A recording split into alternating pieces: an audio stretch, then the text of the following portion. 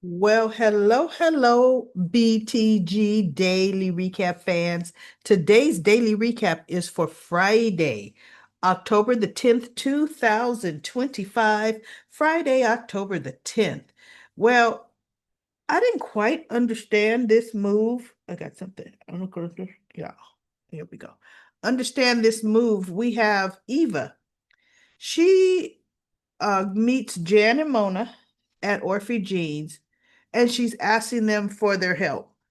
She lets them know that, Leslie bought her the apartment they were staying in, and her mother that raised her, she is renting her an apartment there. She's got health issues, and Eva is looking in on her, trying to help take care of her.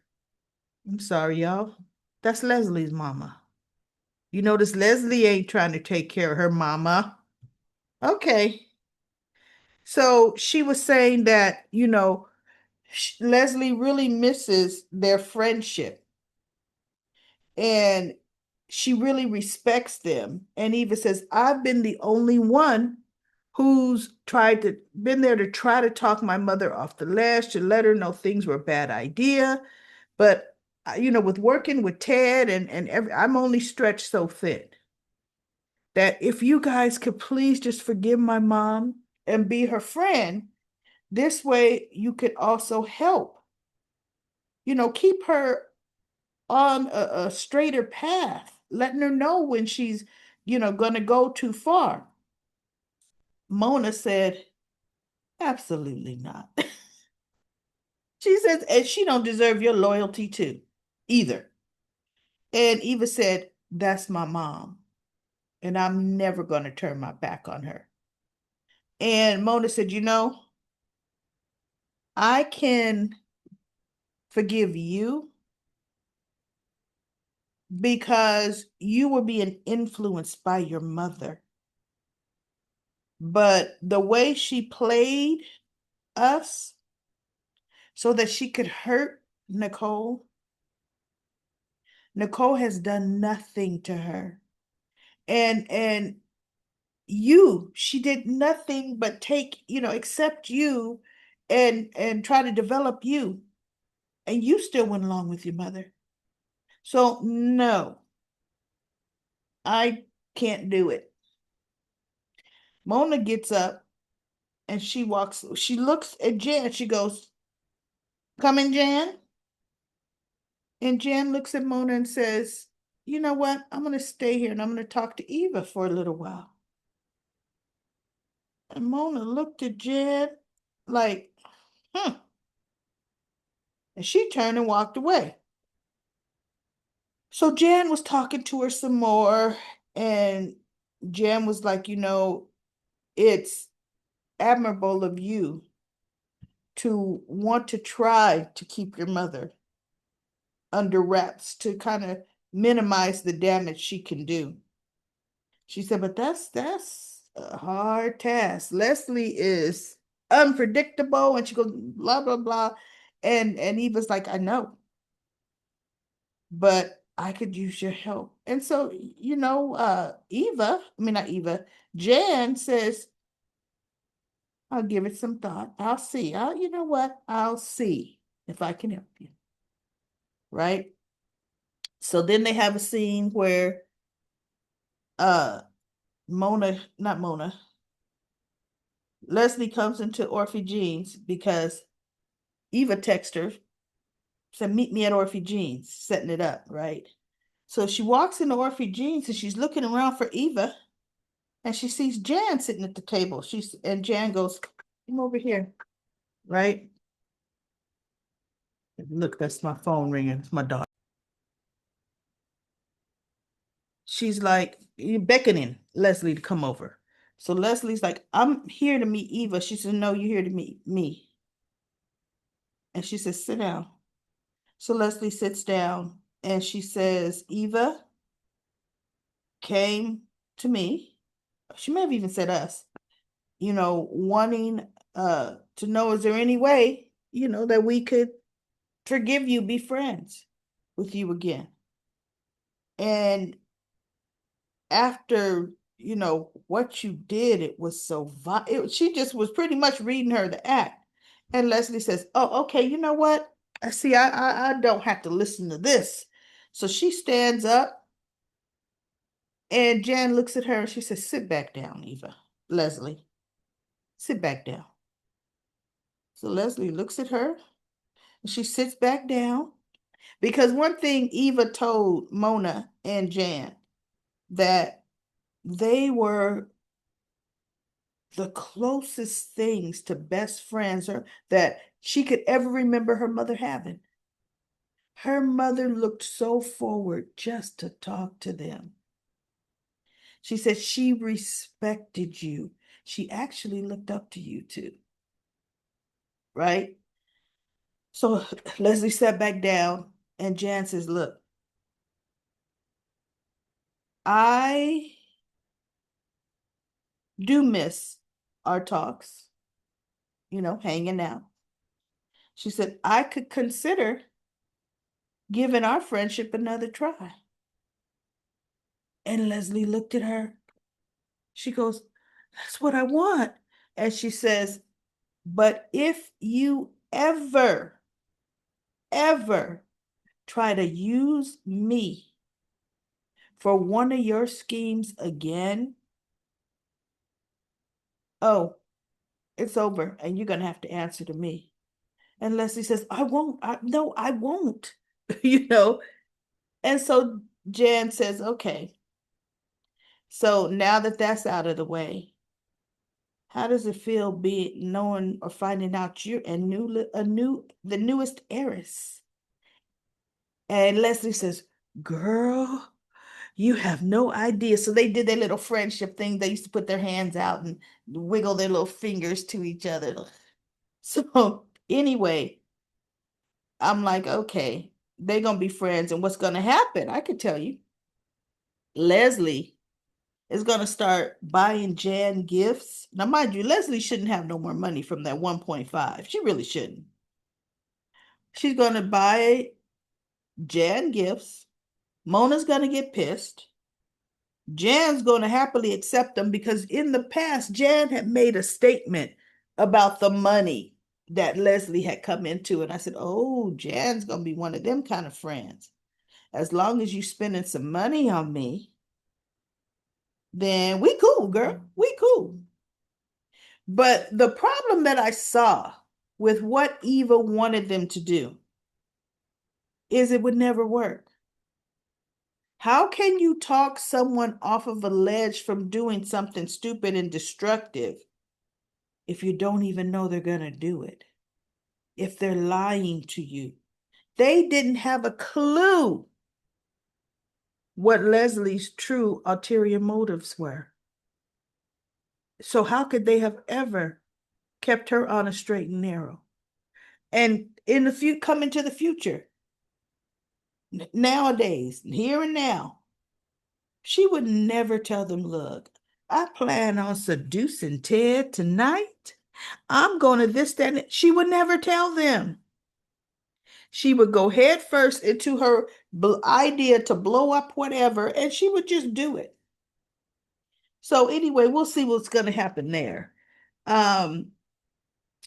Danny talks to Pamela. She meets her at the club. Pamela just came back from Fashion Week. Andre and Danny arrived at the club together. He was going to go work out. Danny was talking with Pamela, and they ran into Jacob. And so Danny gave him a hug. I forget that is her son-in-law, right? Jacob was going to go work out. So Danny goes in to sit with Pamela, and Andre briefly talks to Jacob. He goes, hey, by the way, how is Derek doing? And Jacob looked at Andre and said, oh, Derek, well, he's doing great. Happily engaged to Ashley, as it should be. And Andre says, I'm happily married. I was just asking. And Jacob just looks at him. He goes, and about the happily married. He goes, do you really see that long term? And Jacob looked, he goes, Danny and I are very happy. He goes, yeah, but look at the age difference.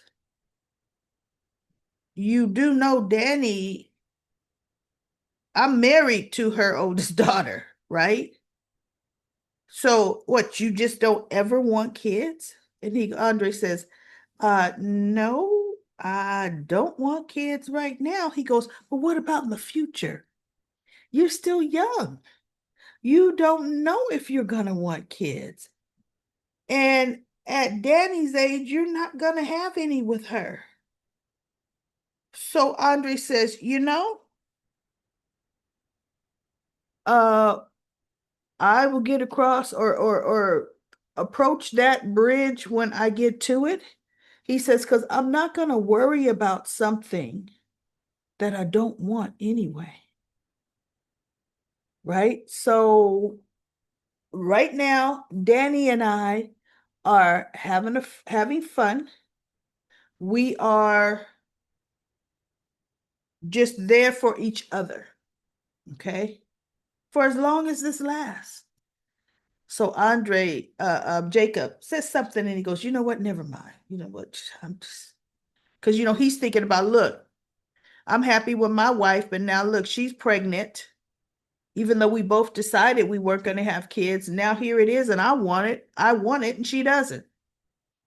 So we'll see how that's going to turn out. Something tells me Naomi's pregnancy is not going to go full term. Soaps have a way of doing that. They go through a rash of missed pregnancies. Hot off of Haley's fake miscarriage. I think maybe Naomi's going to have one and then realize, you know what? Once she loses her baby, she's going to feel the loss and mourn the fact that, you know what? I'm not pregnant anymore and I lost my child. We'll see. We shall see. Jacob had a long heart to heart with her when he went home. And he says, I see you working at home today. And she says, yeah, I've been feeling real queasy. And I didn't need to go to the office and have one person get a whiff of me being nauseous. And now the rumor mill going around that I'm pregnant. Right? She goes, So no, I stayed home. So Jacob talked to her and he just told her, you know what? I want to give you something else to think about. He goes, you're thinking about all the negative things, the sleepless nights, when the child gets sick, you know, all the things she came up with as obstacles. He says, what about the good things, Naomi? Have you thought about how cute our baby is going to be? Made from me and you? And she actually, I like the way he genuinely communicates with her. And she smiled. She looked at him. She's like, I didn't think about that. He goes, and then he gave her some other points to think about. He said, before you completely rule out the issue, the topic, just give it some more thought. I'm not going to pressure you either way. But yes, I am excited. So I thought, you know what? He's saying that. He's saying all the right things. But that he's going to be so hurt. And I think if she has an abortion, I think that will affect them. I really, really do. Because it can't help but affect them for a while. Then we had the glimpse of Bill Hamilton. Not the glimpse of Bill Hamilton, the way he treated Danny when they were married. Oh, Haley still got her attitude on. She's telling him off pretty much. And he goes, you're paranoid. She goes, no. He goes, I was not with Danny last night. She goes, oh, that much I know. And he's like, how would you know? She said, because I went over there looking for you. He goes, you went over to Danny's house looking for me. He goes, do you realize what that looks like?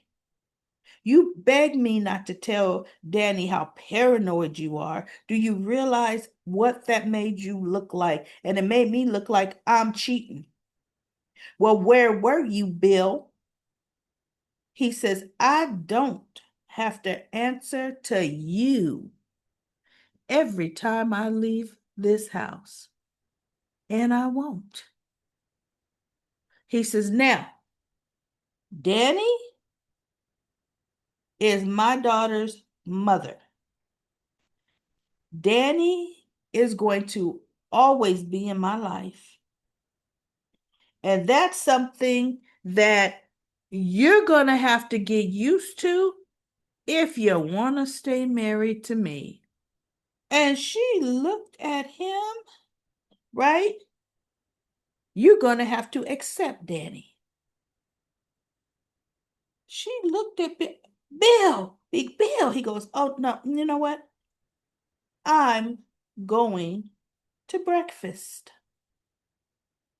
at the club. Then I'm going to work.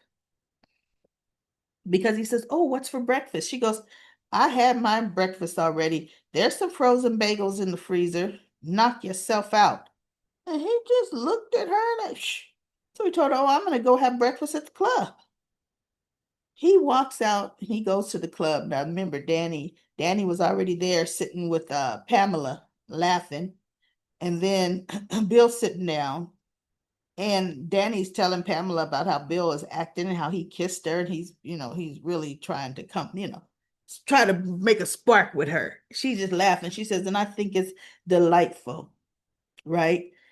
And so Andre comes in and he says, oh, she says, you done already, baby? And he goes, yes, I am. I'm getting ready to go. And he goes, you want me to give you a ride? And so Pamela says, I could give Danny a ride. And so he says, oh, okay. So Danny looks and she goes, you know what? Thanks, Pammy, but on second thought, I'm going to leave with Andre. So she stands up and she and Andre go by Bill's table as they're getting ready to walk out. And she goes, hey, hi, Bill. And he looks at the two of them. Hi. And she goes, try the frittatas. They're to die for. And Andre, because he's got his arm around Danny. And he's smiling and Bill's just looking. And she goes, have a good day, Bill. And Andre's like, yeah, bye. And they both walk out and Bill was just looking at him as they walk by. He has the nerve to go over to Pamela and said, you have to put an end to this farce of a marriage Danny is having. And Pamela's like, excuse me? She goes, I don't control Danny. She goes, yeah, but you're her best friend.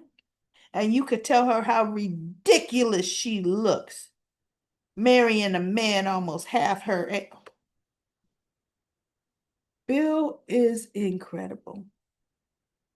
See, it's okay for him to marry somebody that's his daughter's age, right? And Naomi's probably a little older than Haley, right? That's okay. Now, Andre is definitely older than Naomi and Haley, but he's just not a whole lot older, but he's definitely older. Okay. Probably got him beat by 5 years. So anyway, she says, you know what? That is Danny's business, and I don't get involved like that. So Bill was just all mad and huffy duffy, and Haley now is steaming, spewing, thinking, what am I gonna do? So she's at the office now. Now, when he came down, he goes, you working from home? She's like, probably. He didn't care. So then it shows her at the office. Tomas is in Bill's office putting some files down, and Haley's dressed as much as she does dress for the office. And I said, look at her. She's in the office because Danny said, who is it, Haley? I know you're wondering it. Is he with somebody from the office? Who is it? So now she's making her presence known. And Tomas kind of gave her a piece of his not mind, but not rude, because Tomas is not like that. But he says, she goes, I should apologize for using you. He says, should. You should not have done that. He said, she says, well, Bill understood that I was trying to prove a point. He said, but what you don't understand is the point you were trying to pull by making your husband think something was going on between you and I. Bill is my boss. I could have got fired for you trying to prove a point, Haley. Okay? So, yeah, you definitely owe me an apology. And next time you get an idea of proving a point to your husband, keep me out of it. Right? And she's just looking at me. Yeah, Haley, good. And I'm happy he said, keep me out of your shenanigans. Okay. So let me see what else. Did anything else happen aside from the fact that Leslie came to see Tomas, which was really ridiculously stupid? Her daughter is grown. And you gonna try to go and tell Tomas you picked the wrong woman. You trying to be a mini Ted Richardson or Bill, whatever she said. I think she said Ted Richardson. And Tomas was like, bottom line, I am with Kat. I was with Kat. I thought we were over, but we weren't. We've worked it out. I apologized to Eva. I sincerely apologize to her. He says, but I'm not going to apologize for my choice. He says, and you know what? Eva would be very upset and actually a little humiliated knowing that you have come to me on her behalf. And Dana said, this conversation is just between me and you. In other words, like, don't tell my daughter. Should I be telling her the very next time, hey, keep your mama on a leash, girl? Please. Right? So anyway, she leaves and she made no headway. I mean, that was ridiculously stupid for her to go. Childish, as a matter of fact. You want your daughter with a man that has his eyes on somebody else and actually just used your daughter? What kind of mother wants her daughter to chase a man like that? Just because she chasing a man like that, right? No. And how's that working out for Leslie? Is not. So anyway, everybody, that is it. Let's see what Comment Corner has to say. Lucy says, I enjoyed Thursday's episode of BTG, Team Martin and Smitty. And then we have Lauren says, Andre made me so proud when Bill tried him. He made Bill a laughing stock. I was so happy when the way Andre stood up to Bill. I really was. Karen says, I think it was a great episode, especially with Danny, Andre, Bill, and Haley stood good. Well, look, Haley's getting the Danny treatment. Alicia says, I really don't like the way Vanessa talks about Doug, especially around the guy who offed him. And Rita says, Donnell reminds me of Doug. I said some of his mannerisms reminded me of Doug when they first had him on scene. And Trigi says, I'm ready for Donnell to find his mother out and get on. Yep, go home. Because the memorial service is gone. We don't need Donnell anymore. Asking the same questions. Black Purple Turquoise says, it's a smiley face. I know that is. Using parentheses. I like that smiley face. And then again, this is something I use quite frequently, especially when texting or commenting, but I'll try to simplify. No, that's not what you used. You did you say XD? And I'm like, what's XD? I understand that colon and parentheses as a smiley face, black, purple, turquoise. You could use that. I think it was XD or something you used. Um, da, da, da, da, da. Now onto the episode and my thoughts. Wow, Bill and Wiley Haley are a true match made in the underworld. Lordy, do these two deserve each other? They they're obsessed with Danny, and she's taking up all the space in their home. Uh, the home, farce of a marriage and relationship, and overall life. It's hilarious, and their karma for everything they put her through and the rest of the Duprees through. Yep. All Bill thinks about is Danny and her crazy and how much he loves it. Yep. And he can't get enough of it. They're both messes, but he's far worse than she, in my opinion, especially now that she's calmed down quite a bit in recent months.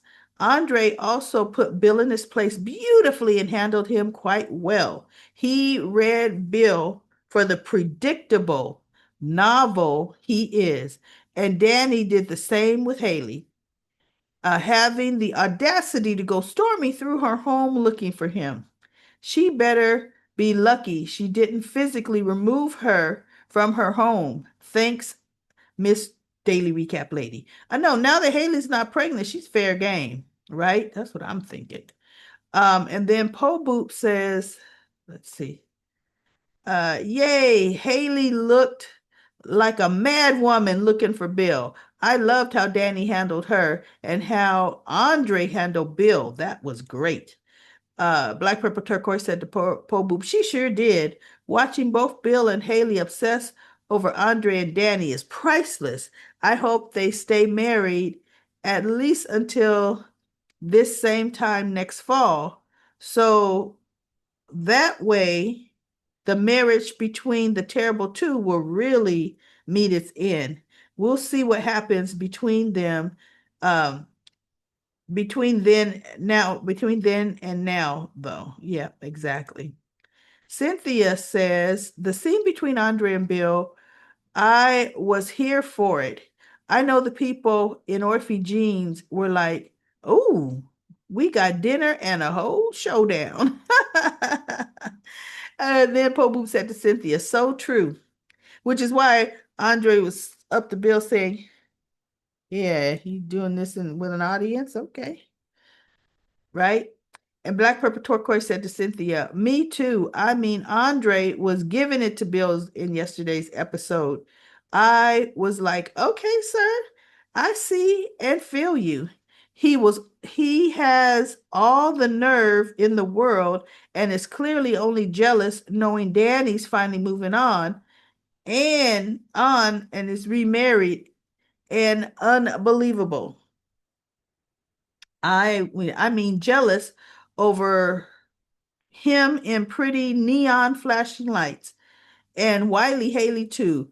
Ha ha, karma. Well, remember, Bill was so smug when he was talking to Haley, saying Danny will never fully move on. She'll never get married again. And Haley told Bill, feeling yourself much? Yeah, and then that's when he found out, yeah, she is married and got married. Alicia says, gee, Jacob doesn't think it odd that the neighborhood gangsta is waxing